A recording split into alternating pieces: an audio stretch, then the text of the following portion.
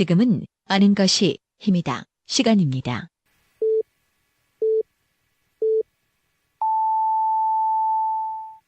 Welcome to the best podcast. Knowledge is power. 2019년 4월 29일 월요일 방송분입니다. 4월 29일 월요일 5시엔 대세남 함께 하십니다. 키워드로 보는 뉴스 브리핑 진행합니다. 팟캐스트 하는 것입니다. 정진우 PD와 함께 하겠습니다. 어서 오세요, 정 PD. 네, 안녕하십니까. 정진호입니다. 예, 첫 번째 키워드부터 살펴보죠. 네, 오늘 첫 번째 키워드는 양파대학교 1탄으로 정해봤습니다. 이런 대학이 있습니까? 양파대학이요? 전에 이제 비리 사립 고등학교에서 양파고등학교 말씀드린 적이 있죠. 이번엔 대학교 이야기입니다. 예, 까도 끝없이 뭔가 나온다라는 네, 그런 의미군요. 네, 교육부가 그 모건대학교에 대해 문제가 있는 재단 이사, 교수, 보직자 등을 징계하라고 요구했다고 합니다. 예. 이 교육부는 모건대학교의 재단인 학교법인 감리교원에 대한 민원을 조사했다고 하는데요. 조사 결과 이 대학 신학과 교수인 박노건 전 총장을 해임하고 기행예선처장 징계 등 총 45명에 대한 인사조치를 하라 이렇게 통보했다고 합니다. 45명이나 되는 사람에 대한 인사조치를 요구했다. 네, 그렇습니다. 이거 뭐 상당히 좀 이례적인 것 아니겠습니까? 45명이나 된다면? 네, 꽤 좀 무겁게 받아들여야 될 것 같은데요. 예. 이 학교 재단은 그 개방형 이사 2명과 총 동문회장을 제외한 나머지 7명이 전부 감리회 목사로 구성되어 있다고 합니다. 그러니까 말씀하신 대로 이 모건대학교 문제는 뭐 양파처럼 까도 끝이 없는 것 같습니다. 그동안 이곳은 수시로 교육부 감사에 적발된 바가 있었는데요. 2010년에는 임시이사 18명을 받아들인 적도 있었고 2011년엔 부실대학으로 불리는 재정지원 제한대학에 선정된 바도 있었습니다. 이번 감사는 모건대학교가 소유한 대덕과학문화센터 매각 관련 조사였다고 합니다. 그 모건대학교는 지난 2003년에 그 롯데그룹으로부터 대덕과학문화센터를 약 260억 원에 인수했던 바가 있었는데요. 예. 그런데 규제상 이 땅에 교육시설을 지을 수가 없어서 10년 가까이 방치하다 2012년에 이를 되팔기로 했다고 합니다. 그러면서 모건대학교는 죄송합니다. 부동산 매각 대행업체와 계약을 체결했다고 하는데요. 그런데 이 회사는 계약 체결 당시 설립한 지 열흘밖에 안 됐었다고 합니다. 예. 그럼에도 이 학교는 업체와 계약을 할 때 3%에 달하는 수수료를 주겠다고도 계약을 했다고 합니다. 통상 이런 계약에 있어서는 업계 평균 수수료가 0.9%라고 하니까 이게 정상적이라고 보기엔 좀 어려울 것 같습니다. 예. 열흘밖에 안 된 회사와 이 수백억 원대의 부동산 매매 계약을 체결을 하고 또 관행 그 관련 업계에서 지급하는 수수료보다 훨씬 더 많이 준다. 이건 뭐 좀 특혜성이 아니냐 뭐 이런 의혹이 일어날 수밖에 없는 그런 상황이겠군요. 네, 그렇습니다. 그런데 문제는 또 있습니다. 이 땅을 사려고 두 업체가 입찰에 응찰했었다고 하는데요. 그 한 업체는 500억 원, 다른 업체는 470억 원을 써냈었다고 합니다. 예. 그러니까 이제 500억 원을 써낸 업체가 1순위, 그리고 470억을 써낸 업체가 2순위가 되겠죠. 그런데 갑자기 1순위 업체가 지위를 포기했다고 합니다. 그래서 우선권이 당연히 이제 470억 원을 써낸 2순위 업체로 넘어가게 되었다고 합니다. 예. 포기를 해서 2순위 업체가 넘겨받은 건데 이건 또 어떤 문제가 있나요? 네, 여기까지만 보면 별 문제가 없어 보이지만은 그 1순위 지위를 포기한 업체 대표가 그 포기 직후 2순위 업체의 공동 대표로 취임했다고 합니다. 이런 경우가 있나요? 참, 어떻게 설명해 드려야 될지 모를 것 같은데요. 예. 이런 눈 가리고 아웅이잖아요. 네, 그래 보입니다. 그런데 이런 문제가 있었지만 학교 측은 일단은 일을 계속 진행했다고 합니다. 예. 하지만 470억 원의 부동산을 사겠다고 했던 2순위 업체가 계약금 일부만 냈을 뿐 그 납부일까지 잔금을 내지 않아서 결국 계약은 성사되지 못했다고 합니다. 그런데 계약이 성사되지 않았음에도 불구하고 이 부동산 매각 대행사는 모건대학교 측의 용역비로 15억 5천만 원을 청구했다고 합니다. 예. 이에 이제 모건대학교 측은 이 중 절반만 지급했다고 하는데 그래서 이제 대행사가 소송을 이제 나머지 절반을 달라 소송을 걸었었고요. 결과는 모건대학교가 패소했다고 합니다. 예. 그래서 모건대학교는 잔금은 물론 법정 지연 이자까지 합쳐서 총 17억 원을 이 업체에 지급했다고 합니다. 글쎄 뭐 여러 가지 이 법적인 문제가 있는 것처럼 이렇게 들립니다. 현재로서는. 네, 그렇습니다. 예. 뭐 계약이 이루어지지도 않았는데 17억 원이나 물어줬고 또 생긴 지 열흘밖에 안 된 회사이고 뭐 그리고 이제 입찰에 응했던 업체들의 담합 의혹도 있을 수 있겠죠. 그러니까 실제로 이 두 업체들은 그 업체 대표들은 입찰 방해죄로 각각 징역 1년 6개월과 1년형의 실형을 선고받기도 했다고 합니다. 예. 어찌 보면 가장 신성해야 될 두 기관인 이 종교와 학교의 만남, 이 모건대학교에서 벌어졌던 일이 정말 오늘 하루에 소개해드리기엔 너무 시간이 짧은 것 같고요. 내일 이 시간에 2탄을 이어서 말씀드리도록 하겠습니다. 알겠습니다. 자, 두 번째 키워드 살펴보죠. 네, 두 번째 키워드는 책임지세요라고 정해봤습니다. 예, 이건 또 어떤 얘기입니까? 먼저 지난 2017년 12월 14일자 뉴스를 제가 좀 잠깐 읽어드리겠습니다. 그 대전시는 독서문화진흥을 통한 공공도서관 활성화와 지역 동네 서점 살리기를 위해 내년 1월부터 독서 포인트를 시행한다고 밝혔다. 대전시는 독서 포인트제로 지역 내 독서문화가 진흥되고 경영상의 어려움을 겪고 있는 그 동네 서점을 살리는 계기가 됐으면 좋겠다라면서 앞으로 인터넷 PC가 없거나 참여하지 않은 서점에 대해서도 지속적으로 참여를 안내해 보다 많은 서점에서 시민들이 손쉽게 포인트를 사용할 수 있도록 하겠다. 이렇게 말했다고 합니다. 어떻습니까, 이 기사? 2017년자 12월 14일자 기사라고요? 네, 그렇습니다. 예. 재작년 연말이죠, 그러니까. 네, 맞습니다. 예. 한 1년 6개월 전인데요. 예. 좀 훈훈한 이야기 같지요? 예. 그런데 이제 시간이 1년 6개월 경과했으니까 이게 어떻게 됐는지를 좀 살펴볼 필요가 있는데요. 이 제도가 있으나 마나한 거 아니냐 이런 지적이 나오고 있다고 합니다, 현재. 이 독서 포인트 제도는 지역 도서관에서 그 책을 대출받고 연체 없이 반납하면 포인트를 적립해주는 그런 제도라고 합니다. 예. 그리고 이 포인트에 따라서 지역 서점에서 최대 10%까지 할인받아서 이제 시민들이 책을 구매할 수 있다고 하고요. 이를 위해 대전시는 시스템 구축을 위해 1억 6천만 원의 예산을 쏟아부었다고 하는데요. 하지만 작년 한 해 동안 이 포인트 할인을 적용해 이제 책을 판매한 서점이 고작 10곳에 불과했었고 또 판매된 책도 총 962권에 불과했었다고 합니다. 우리 지역의 대표 서점 중 하나인 계룡문고 한 곳에서만 지난해 팔린 책이 25만 권 정도라고 하니까 예. 이게 얼마만큼 이용률이 저조한가를 좀 알 수 있을 것 같습니다. 취지는 좋은데 이용률이 저조하다. 그 이유가 뭘로 분석이 되고 있습니까? 네, 이게 공공도서관에서 대출을 받으면 책 한 권당 받을 수 있는 포인트가 50포인트라고 합니다. 예. 그리고 실제 서점에서 책을 구매할 때 사용할 수 있는 포인트는 100포인트 이상이어야 된다고 하고요. 그러니까 100포인트가 쌓이면은 100원을 할인받을 수 있다 이런 이야기입니다. 예. 만일 5,000원을 할인받으려면은 1년 동안에 이제 100권의 책을 대출받아야 한다 이런 이야기입니다. 예. 이렇게 이제 금액이 너무 적기 때문에 실효성이 없다 이런 얘기군요. 네, 그렇습니다. 특히 서점 입장에서는 할인해주는 금액을 전혀 보전받지 못하고 있기 때문에 이 제도가 이득이라고만 보기는 좀 어렵지 않나 싶습니다.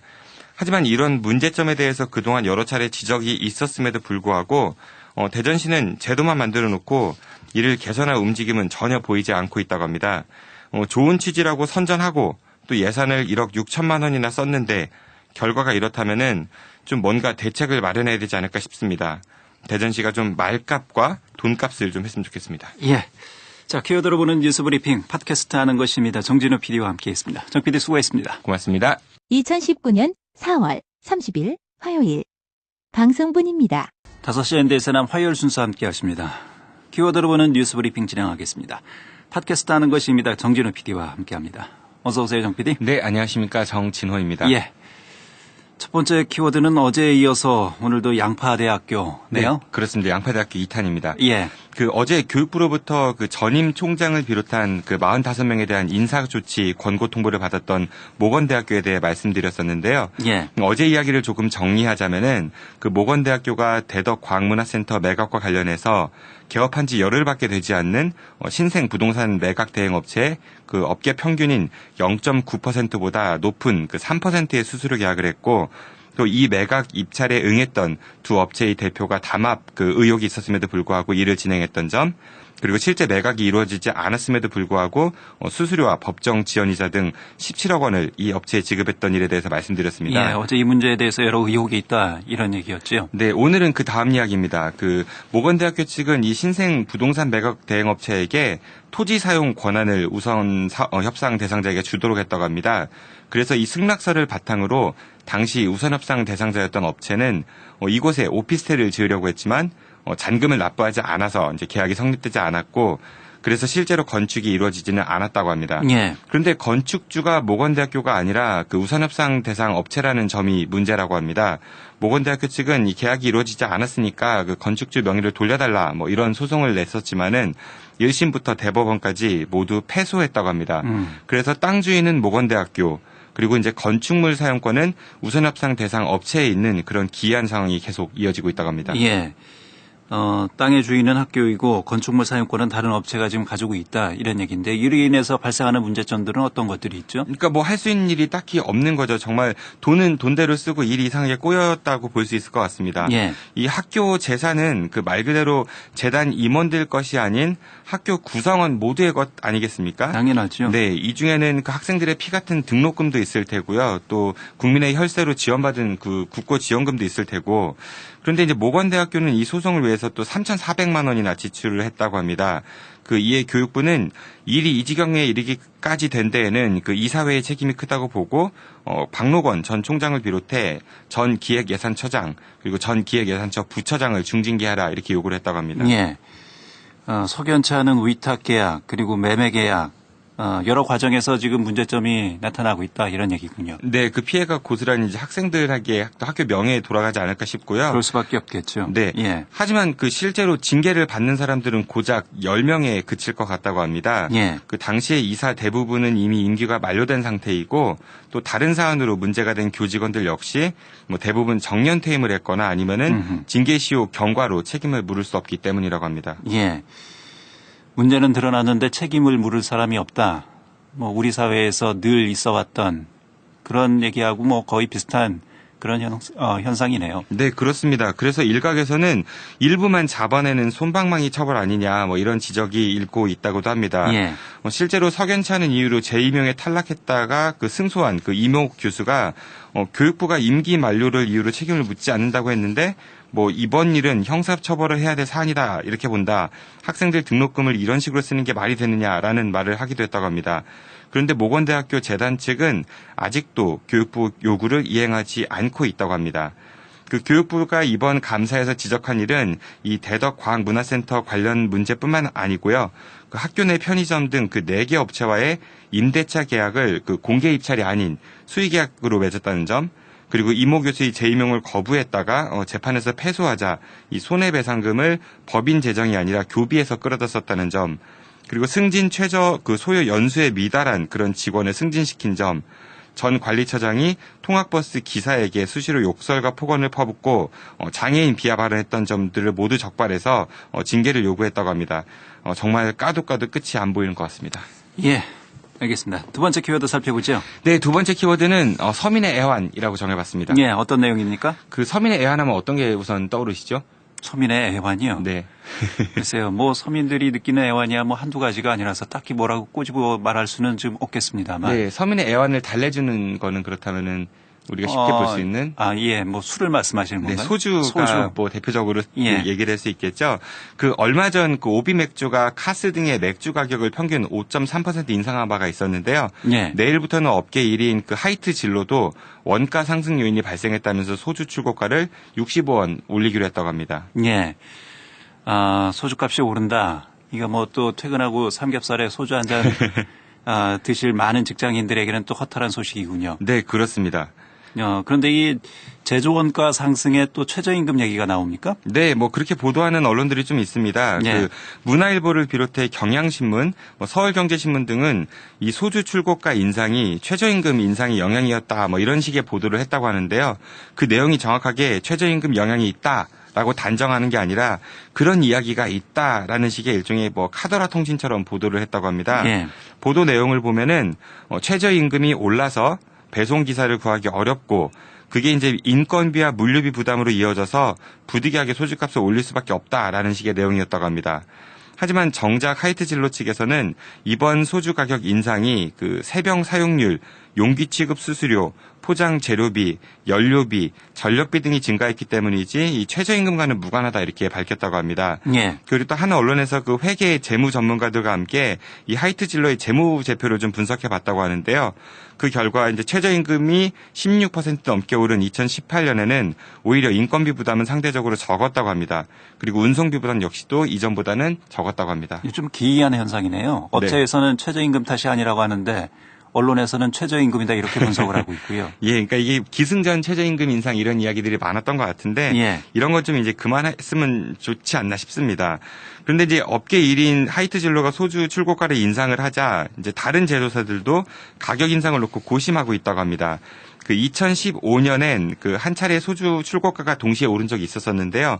당시에도 이 하이트 진로가 5.62%를 올리자 나머지 업체들도 그 한두 달 시차를 두고 동시에 값을 올린 사례가 있었습니다. 예. 근데 문제는 이 출고가가 몇십 원 오르게 되면요. 우리가 일반 식당에서 사 마시는 소주 값은 몇십 원이 아니라 500원, 1000원이 오른다는 점입니다. 아, 예.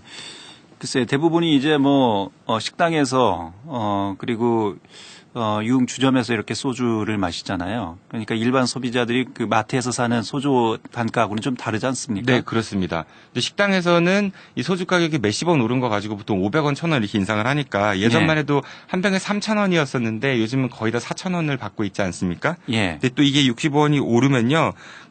이걸 빌미로 또 이제 소주 한 병에 5,000원 시대가 열리게 되지 않을까 뭐 그런 생각이 들어가지고 서민 한 사람으로서 참 찹찹합니다. 예. 진짜 이제 간단하게 삼겹살에 소주 한잔 하자 이런 얘기 쉽게 나오기가 좀 어려운 그런 네. 시대가 오지 않을까 걱정입니다. 네, 맞습니다. 아나운서랑 만약에 저랑 둘이 소주 예. 2병씩 마신다고 하면요. 술값만 2만 원입니다.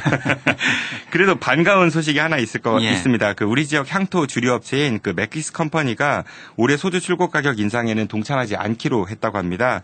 그 맥기스 컴퍼니는 원 부자재 가격 상승으로 그 가격 인상 요인이 있기는 하지만은 이 서민 물가 상승을 우려해서 가격을 동결 결정을 내렸다고 밝혔는데요. 또 이와 함께 그 한 병당 5원씩의 장학금을 적립해서 10년간 지역사회에 환원하는 지역사랑 장학 캠페인도 벌이기로 했다고 합니다. 그렇다고 해서 이 장학금 적립에 기여하기 위해서 소주 너무 많이 드시면은 건강 해칠 수 있으니까요. 네. 예, 지나친 과음은 하지 않으셨으면 좋겠습니다. 예, 알겠습니다. 여기까지 듣지요. 팟캐스트 하는 것입니다. 정진우 PD와 함께 키워드로 보는 뉴스 브리핑 진행했습니다. 수고하셨습니다. 고맙습니다. 2019년 5월 2일 목요일 방송분입니다. 5시 엔드에서는 목요일 순서 함께 하십니다. 키워드로 보는 뉴스 브리핑 진행합니다. 팟캐스트 하는 것입니다. 정진우 PD와 함께합니다. 어서 오세요, 정 PD. 네, 안녕하십니까. 정진호입니다. 예, 첫 번째 키워드부터 살펴보죠. 네, 오늘 첫 번째 키워드는 우리 체육하게 해주세요라고 정해봤습니다. 어떤 얘기입니까? 그 배드민턴, 에어로빅, 요가, 헬스 등 그 대전 시민들의 건강 복지를 위해 다양한 체육 활동을 돕고 있는 생활체육 지도자들이 자신들의 고용 안정과 처우 개선을 요구하고 나섰다고 합니다. 예. 이들은 현재 1년 단위로 재계약을 하고 있다고 하는데요. 매년 재계약 여부에 가슴 졸여야 되는 상황과 또 대전시의 생활임금에도 미치지 못하는 그런 열악한 처우에 대해 대전시가 좀 관심을 가지고 개선해달라 이런 요구를 하고 있다고 합니다. 예. 고용 불안 그리고 저임금 등 노동 환경이 상당히 지금 열악하다 이런 얘기군요. 이분들은. 네, 그렇습니다. 현재 대전시 체육회와 노동계약을 맺고 있는 그 생활체육 지도자가 43명 그리고 이제 각 자치구 체육회와 계약을 맺고 있는 지도자까지 포함하면 약 120명에 이른다고 합니다. 예. 이들은 주로 학교나 복지관, 노인정, 체육관 등에서 무료로 이제 시민들의 생활체육 활동을 돕는 일을 하고 있다고 하는데요. 의무적으로 하루에 3군데 이상에서 수업을 진행해야 되고 또 근무 시간은 오전 9시부터 오후 6시까지라고 합니다. 예. 하지만 앞서 말씀드렸던 바와 같이 이분들은 매년 노동계약을 체결하는 그 비정규직 노동자들이라고 합니다. 그리고 임금도 그 대전시가 정한 생활임금인 9,600원에도 미치지 못하고 있다고 합니다. 뿐만 아니라 그 수업에 필요한 재료나 도구를 구입할 때에도 사비를 써야만 하고 그 이동을 위한 유류비 지원도 전혀 없다고 합니다. 예. 계약은 대전시 체육회와 계약을 맺은 상태고요. 급여는 대전시가 정한 생활임금도 지금 받지 못하고 있는 실정이다. 네. 예. 그리고 업무를 위한 지출도 본인 사비를 쓴다. 상당히 이분들 입장에서는 불합리하고 부조리할 수밖에 없는 그런 상황인 것 같습니다. 네, 그렇습니다. 예. 이 생활체육 지도자 제도는 지난 2000년 8월부터 이제 각 지자체 실정에 맞게 시행되고 있다고 하는데요. 이게 여러 프로그램이 마련되면서 이제 급속하게 퍼졌고 현재 시민들의 반응이 무척 좋다고 합니다. 예. 그러나 이러한 성공 이면에는 이 생활체육 지도자들의 눈물과 그 희생이 숨어 있다고 볼 수 있을 것 같습니다. 예. 삶의 질을 향상하기 위해서는 이 생활체육이 더 활성화돼야 된다 이런 얘기를 많이 하는데 정작 이 생활체육을 담당하고 있는 이런 분들의 처우는 열악하기 그지없다 이런 얘기입니다. 네, 그렇습니다. 예. 이게 그 불안한 상태면 아무래도 그 일에 대한 집중도가 좀 떨어질 수밖에 없을 테고요. 그러면은 서비스 질의 하락으로 또 이어질 수 있을 것 같은데요. 그래서 이분들이 이제 아무래도 장기적인 프로그램을 마련하기보다는 당장의 계약갱신에 집중할 수밖에 없을 것 같습니다. 실제로 그 프로그램이 확산될수록 그 시민들로부터 더욱 수준 높은 그런 서비스를 요구받는 경우가 많다고 합니다. 예. 하지만 당장 내년 그 수업을 진행할 수 있다 이런 보장이 없기 때문에 이 단순한 그 프로그램만 반복할 수밖에 없다는 게 이들의 주장입니다. 이 생활체육에 참여하는 비중을 보면 좀 더 이해가 쉬우실 텐데요. 1986년에 이제 19.4%에 불과했던 국민 생활체육 활동 참여율이 2017년 기준으로는 이게 60%까지 확장되었다고 합니다. 대전 시민의 건강할 권리, 건강 복지를 위해 지도자들에 대한 고용 안정과 처우 개선이 반드시 개선돼야 된다는 목소리가 그래서 좀 설득력을 얻고 있는 것 같습니다. 예. 이들의 전문성도 좀 인정을 받고 그리고 생활체육의 질을 높이기 위해서는 이분들의 처우 개선이 반드시 필요하다. 이런 얘기인데 대전시 그리고 뭐 이런 부분도 이제 대전시장이 더욱 관심을 갖고 좀 개선의 의지를 보여야 되지 않을까 그런 생각도 듭니다. 네, 그 대전시 체육회장이 허태정 대전시장이니까요. 좀 관심을 가져주셨으면 좋겠다는 생각이 들고요. 예. 이게 지난 19대 대선 당시 그 생활체육 지도자들의 정규직 전화는 그 문재인 대통령의 공약사항이기도 했었습니다. 그러니까 대통령 같은 정당 소속이시니까 현재 시장께서 좀 목소리에 더 많은 귀를 기울여주셨으면 좋겠습니다. 예. 두 번째 키워드 살펴보죠. 네, 두 번째 키워드는 정당은 서울에서만으로 정해봤습니다. 이게 무슨 얘기입니까? 혹시 정당을 창당하려면 중앙당을 반드시 서울에 둬야 된다 이런 법 규정에 대해서 좀 들어보셨는지요? 그런 법 규정이 있습니까? 네, 그렇습니다. 현재 정당법 제3조 규정을 보면요. 예. 정당은 수도에 소재하는 중앙당과 그다음에 시도에 소재하는 시도당을 구성한다, 시도당으로 구성한다라고 되어 있습니다. 예. 다시 말해서 정당의 중앙당은 반드시 서울에 두도록 법으로 명시하고 있는 것입니다. 물론 모든 현재 정당의 중앙당은 다 서울에 있죠. 법이 그러니까 그럴 것 같습니다. 예. 당연히 그냥 뭐 서울이기 때문에 중앙당이 있다라고 생각을 했지 법까지 그렇게 돼 있다라는 거는 전혀 알질 못했습니다. 네, 이게 좀 그러니까 정당이라고 하면 같은 정치적 견해를 가진 분들이 이제 이 집단인데 이게 굳이 서울에 있어야 된다라는 게 좀 납득이 안 가는데요. 예. 예를 들어서 이념보다는 뭐 각 지역의 이익을 위한 정당이 있을 수도 있고요. 아니면 뭐 환경이나 노동 등 그 특정 사안에 대한 정치적 견해를 가지고 활동하는 정당도 있지 않겠습니까? 예. 그럼에도 불구하고 이처럼 정당이 추구하는 그런 가치나 철학과는 상관없이 중앙당은 반드시 서울에 둬야 된다는 조항은 너무 좀 지나친 서울 중심의 사고가 반영된 법조항이 아닌가 싶습니다. 예. 예를 들어서 우리 김현선 아나운서께서 그 진보나 보수 등의 이념을 떠나서 그 대전, 세종, 충남의 이익을 대변하기 위한 뭐 가칭 대세남당을 만든다고 한번 가정을 해보겠습니다. 이 대세남당은 중앙 정치는 안 하고 오로지 지역의 이익을 위한 정치를 위해서 창당한 정당인데요. 예. 따라서 이제 국회의원이나 대통령 선거에 후보를 내지 않을 거고 오직 자치단체장과 지방의회 의원 선거에만 후보를 낸다고 한번 해보겠습니다. 이런 경우 과연 서울에 중앙당이 필요할까요? 물론 뭐 정치를 지역과 중앙, 서울 이렇게 두고 다르듯이 딱 자를 수는 없겠습니다만 뭐 이런 상상도 충분히 가능은 하겠군요. 이게 네. 뭐 유럽식 정당 형태가 이렇지 않습니까? 네, 그렇습니다. 예. 그래서 이러한 문제점을 지적하기 위해서 그 녹색당이 서울 중심의 정당법 조항이 이제 헌법 정신에 위배된다면서 헌법 소원을 제기할 예정이라고 합니다. 예. 그 대전 녹색당 창당준비위원회는 대전시청 앞에서 기자회견을 열고 중앙당을 서울에 두도록 한 정당법과 그다음에 또 인구 규모에 관계없이 시도별로 1000명의 그 당원을 모아야 시도당을 창당할 수 있도록 한 정당법 제18조는 헌법 정신에 위배된다면서 이같이 밝혔다고 합니다. 예. 아무래도 이런 부분들은 뭐 정당의 무분별한 난립 이런 부분을 우려해서 아마 이런 법이 지금 제정돼 있지 않나 그런 생각을 해봅니다만 지금은 지방분권 시대잖아요. 이런 여러 가지 다양한 지방의 또 목소리를 대변할 이 정치 세력이 있어야 된다는 거 이런 부분들도 많은 사람들이 또 공감하는 부분이기도 합니다. 네, 그렇습니다.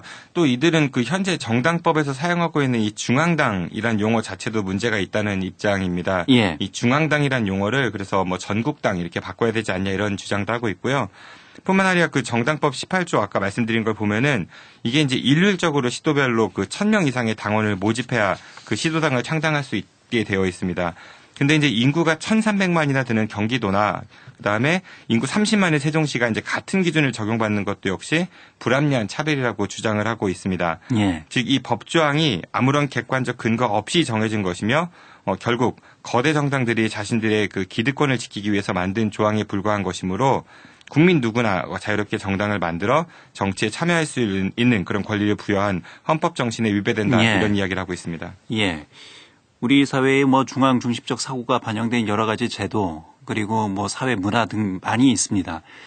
이렇게 하나씩 뜯어보면 참 고쳐 나가야 될 부분이 많이 있질 않나 그런 생각이 드는 그런 사례라네요. 이런 부분들은. 네, 그렇습니다. 예. 그 1987년 이후 민주화가 됐다고는 하지만 그 아직까지 대한민국의 정치관계법은 권위적이고 또 이제 서울 중심적이며 중앙 집권적인 모습을 유지해 온 건 사실인 것 같습니다.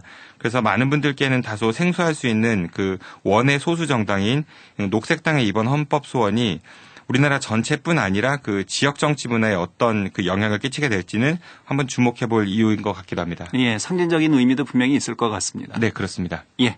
자, 기어들어오는 뉴스 브리핑 팟캐스트 하는 것입니다. 정진우 PD였습니다. 정 PD 수고했습니다. 고맙습니다. 2019년 5월 3일 금요일 방송분입니다. 예, 5시엔 대세나 오늘 금요일 순서 잠시 후에는 두 분 토론이 있습니다. 오늘은 바른미래당 대전시당 남충희 중구 지역위원장 그리고 정의당 대전시당 김윤기 위원장과 함께 요즘 국회 상황 또 패스트트랙 지정과 관련돼서 얘기를 나눠보도록 하겠습니다. 좋은 의견 있으시면 함께 참여해 주시고 문자 보내주시면 감사하겠습니다. 단문 50원, 장문 100원의 유료 문자 샵 2309로 의견을 보내주시면 됩니다. 샵 2309번이고요. 그리고 페이스북과 카카오톡 플러스 친구 5시엔 대선하면서도 참여하실 수가 있습니다. 오늘은 유튜브와 또 페이스북을 통해서 보이는 라디오가 진행됩니다. 유튜브는 KBS 대전 라디오를 검색해서 들어오시면 함께 하실 수가 있습니다. 키워드로 보는 뉴스 브리핑 진행하겠습니다. 팟캐스트 하는 것입니다. 정진호 PD와 함께합니다.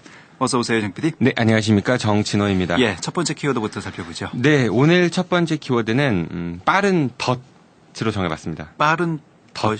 예. 네. 이게 어떤 얘기입니까? 그 더불어민주당과 바른미래당, 그 민주평화당 그리고 정의당이 합의한 선거법 개정안과 공수처 설치법 그리고 검경 수사권 조정에 대한 법안이 이제 국회 패스트트랙에 올라간 이후 자유한국당이 연일 그 장애 집회를 하고 있다고 합니다. 예. 그리고 어제는 자유한국당 황교안 대표, 나경원 원내대표, 정용기 정책위 의장 등이 이제 당 지도부가 대전역 서광장에서 그 문재인 정부 규탄 기자회견을 가졌다고 합니다. 예. 이른바 이제 경부선 투쟁이었지요. 네, 그렇습니다. 어제는 대전에서 이런 집회가 있었고요. 결국 이제 앞서서도 뭐 오프닝에서도 말씀드렸습니다만 이 정치가 제대로 된 역할을 하지 못하고 여야가 극하게 대립에 처해 있는 그런 국면이지 않습니까? 서로 정쟁에만 지금 몰두하고 있다. 이런 비판의 목소리가 더욱 높아지고 있는 것 같습니다. 네, 그렇습니다. 그 국민들이 국회의원을 선출하는 목적이 바로 대의민주주의, 그러니까 이제 국민들의 의사를 대신해 법을 만들고 또 정부를 감시하라고 그런 역할을 주기 위한 것일 텐데요. 예. 과연 이들이 지금 그 목적에 부합하게 일하고 있는지 참으로 좀 의심스러운 게 사실인 것 같습니다. 국회의원 한 사람당 그 세비, 그러니까 월급으로 이들은 1,000만 원이 매월 넘게 받고 있다고 합니다. 모두 국민의 혈세에서 나오는 돈이죠. 그 세부 내역을 보면은 일반 수당으로 650만 원 정도, 그리고 입법 활동비로도 매월 300만 원이 넘는 돈을 받고 있다고 합니다. 예. 게다가 명절 휴가비로 매년 800만 원가량을 받고 있다고 하니까 이 수치는 그 2017년 한국고용정보원에서 조사한 평균소득 상위 직업군에서 그 대기업 임원, 피부과 의사 등을 당당하게 제치니 1위라고 합니다. 예.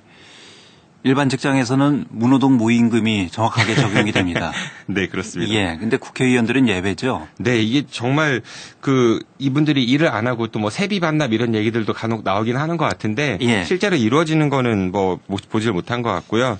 그래서 올해 들어서 특히 뭐 싸우는 거 말고 국회가 제대로 한 게 뭐가 있나 싶을 정도다 이런 비판의 목소리가 많은 것 같습니다. 예. 그런데 그 자유한국당 의원들은 어제 대전에 오기 전에 또 국회 앞에서 국회의원 4명과 그 원외의사 1명이 삭발식을 했다고 합니다. 그 이중 충청권 출신이 무려 4명이나 된다고 하는데요. 충남 보령 서천 출신의 김태흠 의원, 그리고 대전 동구 이장우 의원, 충남 서산 태안 출신의 성일종 의원과 이창수 그 자유한국당 충남도당 위원장이 그 주인공들이라고 합니다. 예. 글쎄요, 요즘 그 충청권 출신의 자유한국당 의원들이 유난히 지금 목소리를 많이 내고 있는 듯한 그런 모습이거든요. 네, 그렇습니다. 그 금강에 있는 보와 관련해서는 정진석 의원이 예. 그리고 이제 문재인 정부 정책에 대한 비판과 관련해서는 정용기 의원의 목소리가 특히 높은 것 같은데요. 근데 이들이 비판 목소리 끝엔 언제나 그 좌파 정권 독재, 뭐 북한 김정은 위원장 대변인 등의 이른바 좀 색깔론이 끼어 있는 것 같습니다. 또 최근에는 그 청와대 국민청원 게시판에 그 자유한국당을 해산해달라는 청원이 올라와 있지 않습니까? 예. 이게 오늘 오전 기준으로 참여자가 172만 명을 돌파했다고 합니다. 이게 정말 그런데 이제 청와대에서 자유한국당을 해산해달라 이런 요청은 아닐 것 같고요.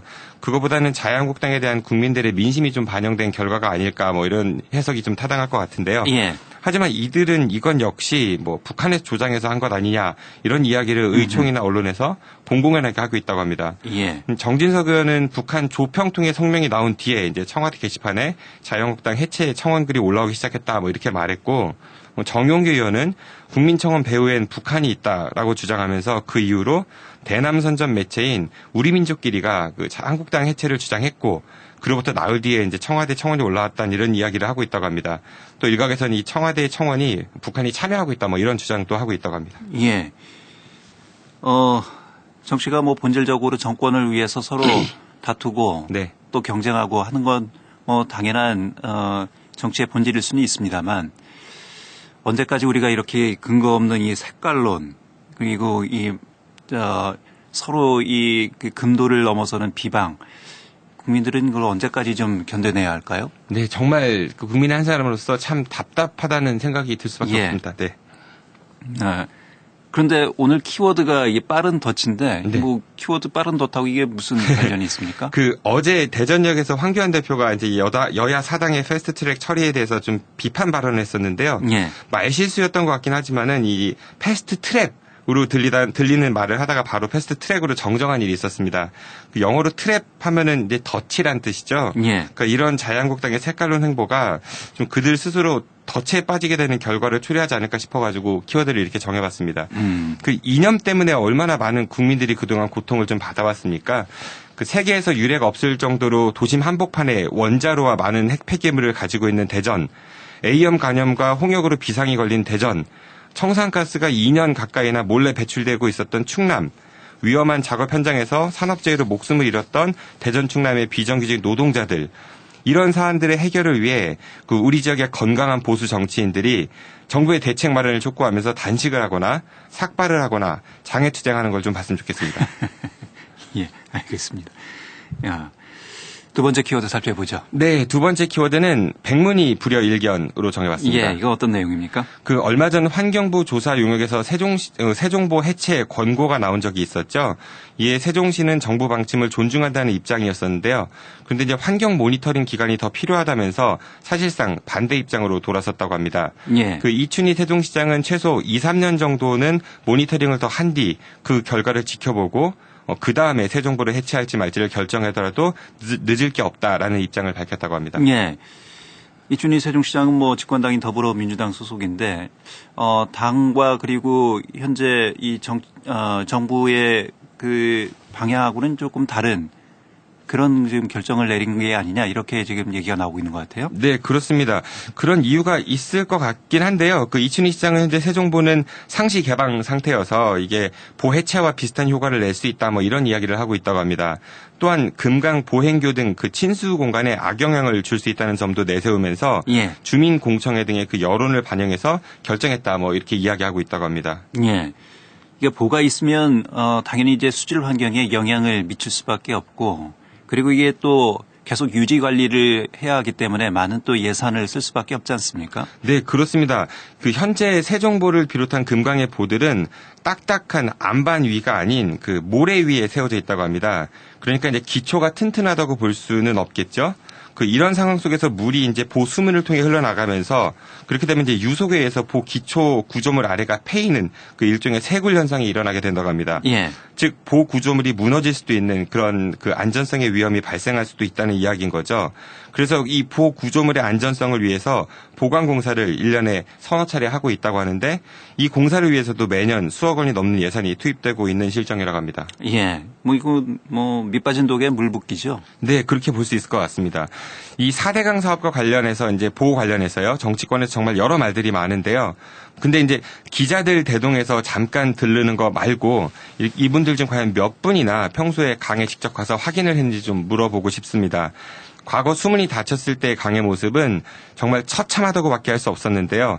금강의 바닥은 온통 시커먼 뻘밭이었었고 악취가 진동했으며 그 환경부가 지정한 수생태 최악의 그 오염 지표종인 붉은 깔따구와 실지렁이가 가득했었습니다. 하지만 수문 개방 이후 이제 뻘은 씻겨져 나가면서 크고 작은 모래톱과 웅덩이가 생겨나기 시작했고 물고기와 새, 야생동물이 다시 금강을 찾기 시작하고 있습니다. 천연기념물인 큰 고니가 세종시청 앞에 나타나는 그런 드문 광경도 목격되기도 했었고요. 예. 그 4대강 사업으로 인한 그 보는 이념이 아니라 그 환경 그리고 경제적 문제인 것 같습니다. 정치권이 이걸 좀 갈등 소재로 삼아서 정치 쟁점화 시키지 않았으면 좋겠습니다. 예. 자, 키워드로 보는 뉴스 브리핑 팟캐스트 아는 것이입니다. 정진우 PD와 함께했습니다. 정 PD 수고했습니다. 고맙습니다.